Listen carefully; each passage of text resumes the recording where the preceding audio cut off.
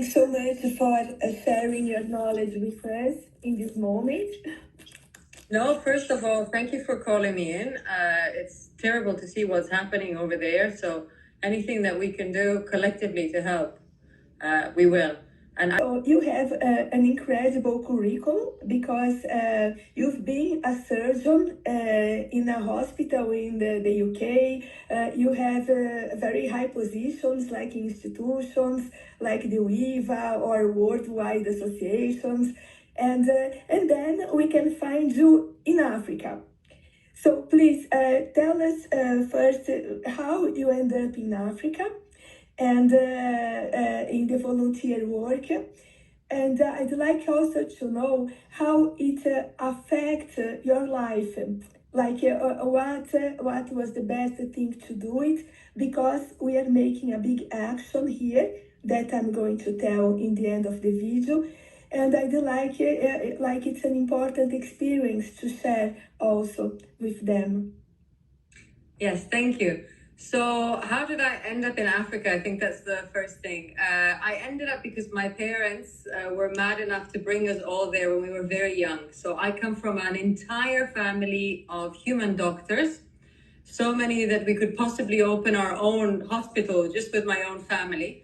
And I was the only black sheep that decided to treat a slightly different patient. So I decided that I didn't want to focus on the humans, I wanted to focus on the animals.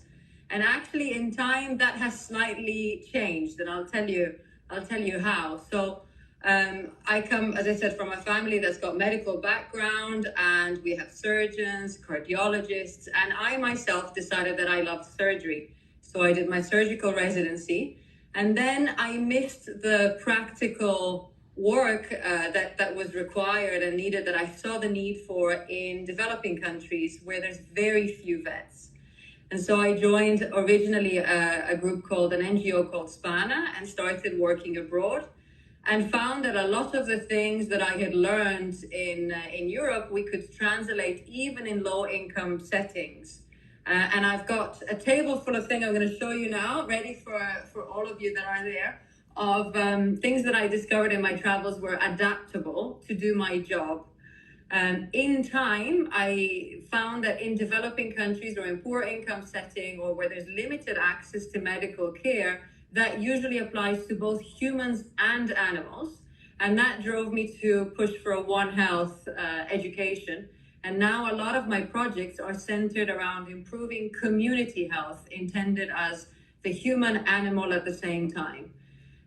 In the parts of Africa that I grew up with in Mozambique, floods are very common. We get them every 4 or 5 years.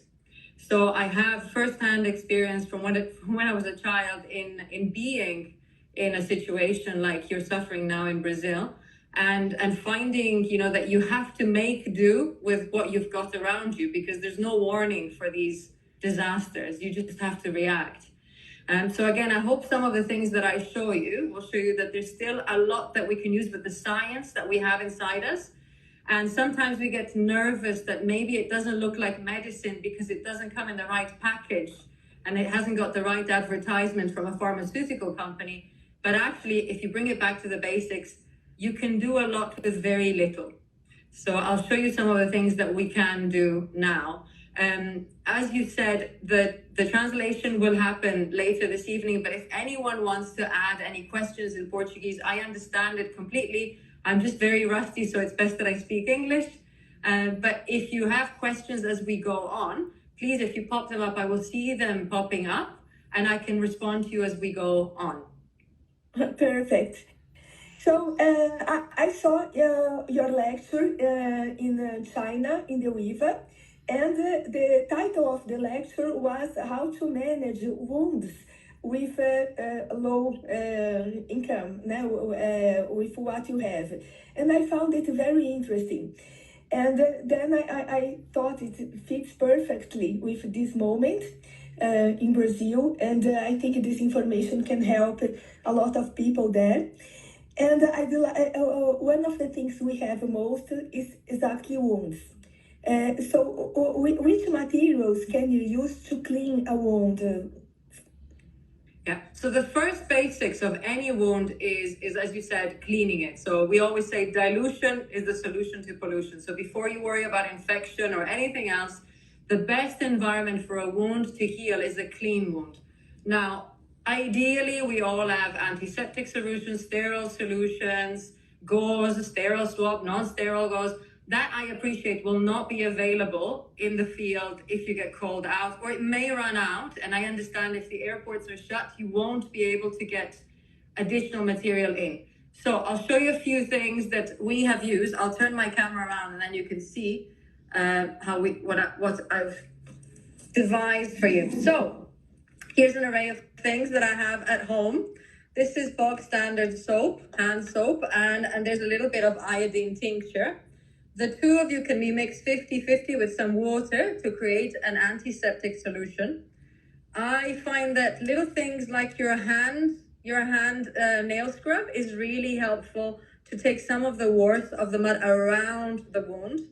I have used sharp knives if I haven't got scalpel blades. I do reuse scalpel blades, and often what I do is I have another little bottle like this and I keep some scalpel blades in it in antiseptic, so that they're always sort of clean between animals.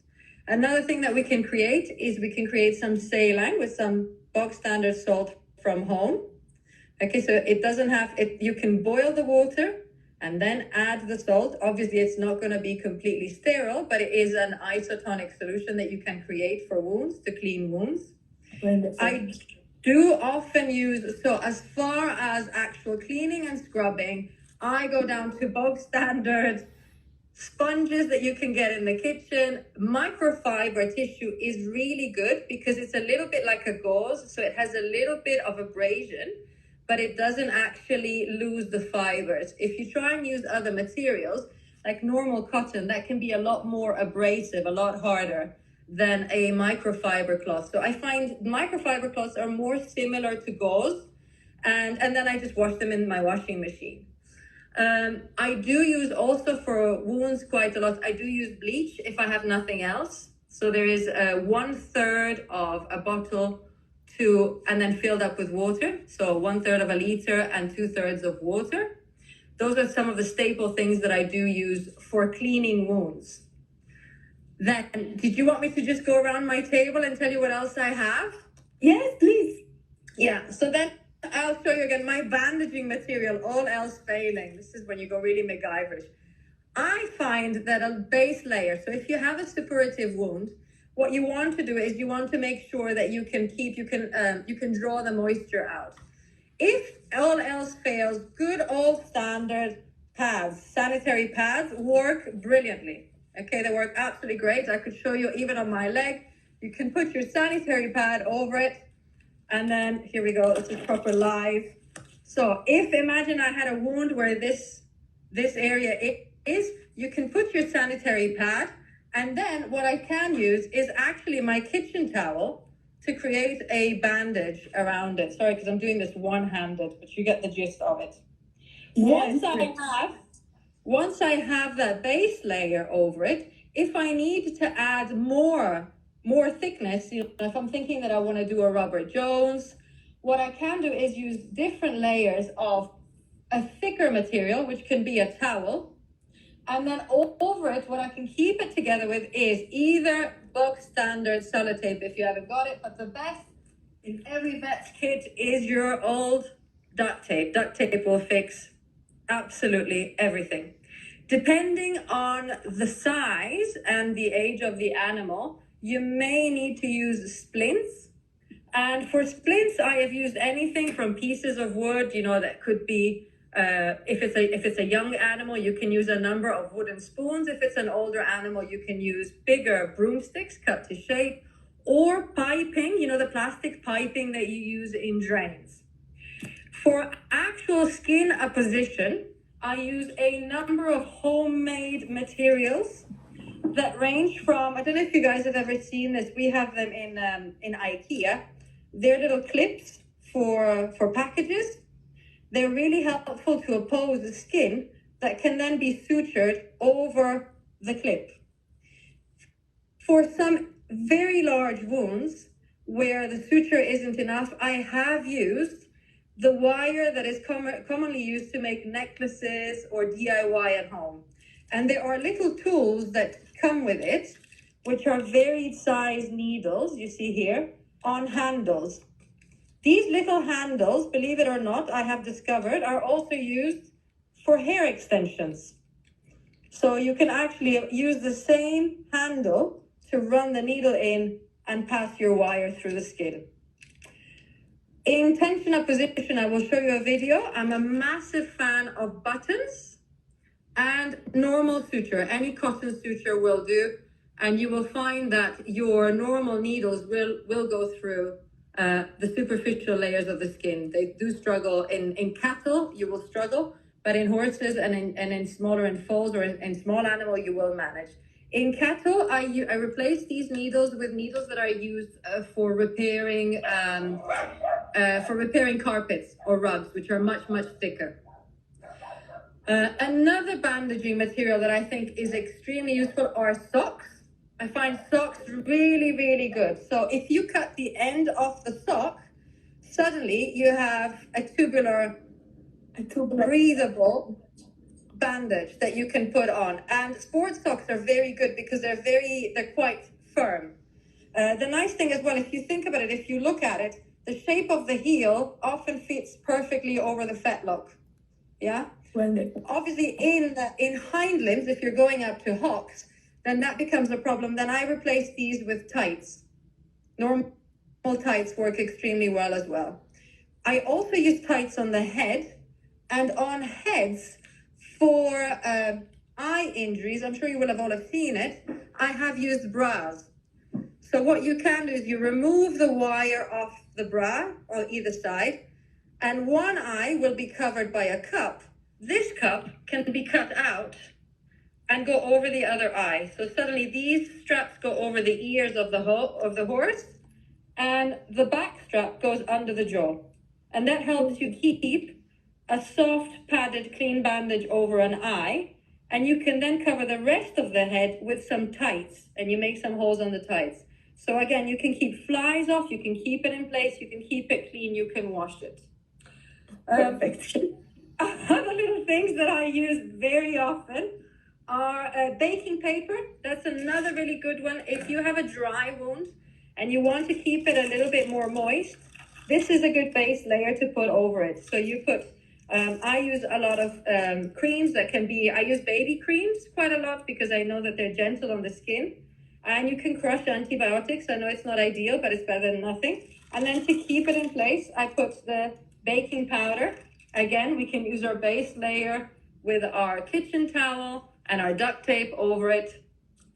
And in big, big wounds where we think there may be either compromise of the airways or in the chest, I always have a roll of cling film with me. Always keep cling film. So if you have a chest wound and you're concerned, or if you want to create a complete anaerobic environment, you want to use some cling film. The only consideration is be careful on limbs when they move a lot, because the cling film can crinkle up and create a little tight rope, that can actually cause damage. So make sure that if you use cling film, you review the wound quite frequently. So I wouldn't leave it longer than a day, and I would have someone check it once or twice during that day. This I have used in, again, large wounds where I've had no suture. So I've had to enter abdomens without any suture of any type. And I have done enterotomies. As horrible as it may sound, I'm sure a lot of you will shrivel now, but I have done enterotomies using normal cotton suture and expected adhesions. Allegedly, this was in donkeys, but it worked, and they remained alive. And the skin was then closed with a combination of twine, thick cotton, and wire, especially if we had what looked like hernias afterwards. And another really good tape to have with you is just paper tape. This is very kind on the skin. It works very well, especially in babies. And super glue, which I'm afraid I didn't have at home right now. Last but not least, what we do have, which I may have shown you, which is quite useful, is I use a lot of things like plasma on wounds when I haven't got anything else. So to create my plasma and spin blood, I use a salad spinner. So with a bog standard salad spinner, if you attach, but this one again comes from IKEA. I don't get any money from IKEA, just so you know. It's not like I'm advertising them. But what you can do is you can attach your little test tube on the side and tape it or attach it with some wire, and then just use your salad spinner to spin it around as quickly as you can, and you separate the blood in your salad spinner. Wonderful. I've never thought about that, like a homemade lab. Wow. So these are some of the things. As I said, there's a lot of other things I use. Newspapers are really good to create bulk and absorb moisture in wounds. A lot of the times what you find in animals that have been in floods initially is actually the wounds have been excessively moist, they're deeply contaminated, and what you want to try and do is actually draw out some fluid rather than keep it in there. So what I have used at times is, which again you can do with your sanitary pads. If you get your sanitary pad and you cut a little slit on the side, you can put some salts in it and then apply that to the wound, and it draws out a lot more. Or one of the other things that is very good to do is to apply honey directly onto the wound and then apply an absorbent pad that absorbs the fluid out and change it quite frequently. So yeah, one of the things that I have found is a lot of wounds that have been sitting in mud and have deep-seated dirt inside them, but actually are very moist, and you're trying to dry them out a bit and support them. Other things that I have found is, and those tissues often are not suitable initially to be sutured, you have to give it a little bit of time to reduce the swelling that's remained. Other things that I find a lot are hoof injuries, that again, the feet tend to be very, very wet. The coronary band is often damaged. Preventatively, what I tend to do is I actually put some honey around the coronary band. You will find that often in these cases, you have a bulge over the coronary band and the hair sits up, and the feet feel really, really moist and end up cracking. So honey over them is really, really helpful. And then let's see what guys think that their issues are there. One thing I would tell you to be prepared for is very often after the first 5-6 days, you get a surge of pulmonary disease. So you will start to get fevers and lung issues, because obviously the animals have been sitting in, either have a fat aspiration and you hadn't realized, or they've been sitting in damp conditions, which they normally wouldn't do. So we normally do see a surge of respiratory disease in all animals about a week after our floods have come through. We do get some diarrhea as well. And we do select very early on the animals that we want to focus medical treatment on as opposed to anything else, bearing in mind that normally we don't have a lot of access to drugs. So we use human drugs, paracetamol being one of the ones that we use a lot of instead of bute. We do tend to use amoxicillin like we would do in humans to treat some of the conditions. Rifampicin can be used as well, and rofloxacin. All of these are available for human formulations and can be used in horses or other livestock. But my advice is, in this week, while you're treating wound, start identifying which animals are the animals that you really want to focus on, because in a week's time, the likelihood is they'll all start showing secondary problems, which could be a lot more severe than the initial wounds. One minor concern you may have there as well is tetanus. As you know, with horses, anytime there's an open wound, there'll be a high risk of tetanus. So look for early onset signs of tetanus, which will be a rigidity in the gait. And remember, if you raise the horse's head, the third eyelid will come across the eye if there is a spasm, tetanic spasm. Those animals start to show difficulty in ambulating, difficulty in eating. And those are the animals, obviously, that you don't want to focus on in treatment. Likewise, you don't want to let them suffer. So those are the animals you've got to make early ending of life decisions on. But again, those will start to become a bit more apparent in 5 to 10 days. So usually the first moment we get really worried because the wounds are very visual. But in my experience, the worst problems arrive about 10 days later. Not to put anyone off, poor things. It's good. It'll be fine. It will be fine. I don't want to demoralize people on the call. Yeah, right now the roads, it doesn't have too much access there because everything is underwater. But as soon as the water comes down, we are making an action to send vet physiotherapists there to help these animals with the wounds. And then I'd like, so we are right now recruiting volunteers to work with that.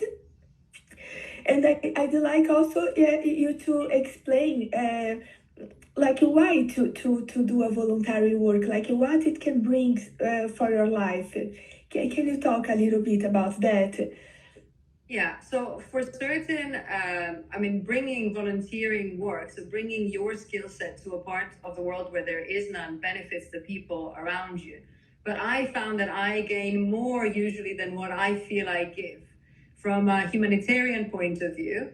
And also from life lessons. You know, the things that I showed you on the table were not in my ECVS books, you know, when I was learning how to be the next diplomat in surgery. None of these books were, you know, none of these were in those books. It's things that I picked up living with communities, experiencing these situations. So I find that when you volunteer, it enriches you as much as you think you are enriching others, both from a personal and a professional point of view. There's some of my colleagues on this call will be able to tell you, I mean, we have seen vets in developing countries do standing colics, which I had, again, never learned in, in the European School of Surgery. So we have picked up enormous amounts of information, you know, how to use buttons to close a wound. And what I will do is I'll put on my Instagram all of this material so that you can, if you haven't seen it, you will pick it up, and I will put little captions underneath so that you can see how you can use it and go back to it, and I'll send it to you as well to add on to the Vet Physio page. So I think you will get, excuse my dogs, you will get, you know, it's enormously enriching, both culturally, personally, and professionally. And I would advise anyone that has an opportunity to do it to jump, you know, not even think twice about it. I'd say most of my holidays are spent doing it, and I don't regret ever sitting by a beach reading a book rather than doing this. Wonderful. It's really inspiring to see like a person like you being a volunteer, and we help to get as much as we can. I am going myself, and a lot of colleagues are going there to try to help these animals. So I hope we can get as much help as we can. Francesca, wow, thanks so much. And so you actually gave a lot of ideas to increase our luggage. I had no idea of some of these materials. If you have some pictures that you can share later about the wounds with the buttons, I think it will be wonderful. And again, I'd like to thank you so much for sharing this experience with us, because like you've been on that, so you really know what's going on here. Yeah, what's happening. We're a community, you know, we're all part of the same community globally. So anything that we can do to help, you know, just pick up the phone, send a message, anything at all, we'll be there. Okay, and just one more doubt. For example, in some places there is no electricity. And you said one of the things, like we can boil water and add salt to make a saline solution to clean wounds.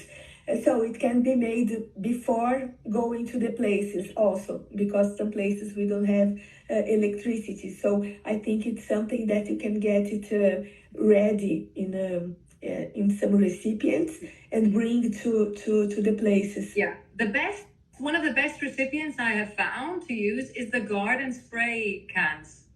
You know, that you use to spray pesticides. They're brilliant because once you put the saline in there, one, it's easy to carry, it remains clean, but also the nozzle usually gives you a good pressure that when you wash the wound, it actually debrides the wound gently. So if I have to use a carrier, I normally pick up one of the garden spray cans and use those. They're excellent. Perfect. Another tip, very, very useful. So I'll certainly bring that. Yeah, and as I said, look, don't worry that what we all feel a bit nervous when we go in the field and we're using things that are non-conventional. The basic is use the science. It doesn't matter what the equipment looks like or where it was manufactured. If it does the job, it's right for that time. So don't worry about using things that would not normally be utilized. If they function the same way, you're doing well. Wonderful. Francesca, thanks so much. Can I speak something in português? Pessoal, vocês acabaram de ver uma cirurgiã de um hospital famoso na Inglaterra falando de materiais alternativos, tá? Então, dá para usar. Eu jamais pensei em usar alguns dos materiais que ela falou, jamais. Então, assim, aproveitem as dicas porque eu acho que vai ser útil lá no Sul.